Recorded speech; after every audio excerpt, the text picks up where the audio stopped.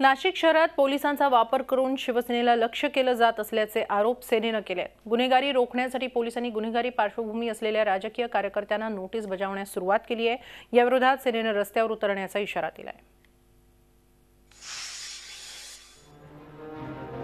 महिला आयोगाच्या अध्यक्षा विजय रहाटकरांच्या विरोधात शिवसेनेनं नाशिकमध्ये निदर्शनं केली होती। या प्रकरणात सेना नेत्यांसह अनेक कार्यकर्त्यांवर गुन्हे दाखल झाले होते।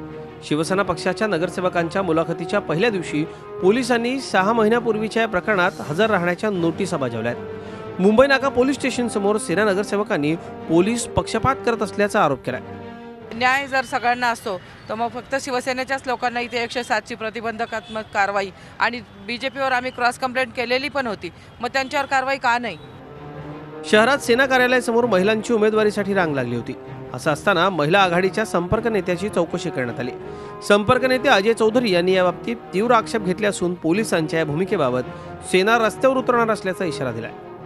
सर्वांना समान न्याय द्यायचा असेल तर सगळ्या राजकीय पक्षाच्या कार्यकर्त्यांवर जिथे केसेस आहेत त्यांना एकतर नोटीस द्या किंवा शिवसैनिकांना ज्या नोटीस दिल्या त्या तातडीने मागे घ्या।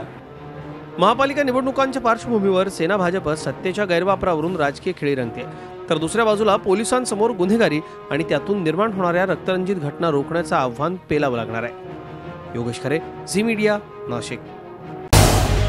झी 24 तास रहा एक पाऊल पुढे।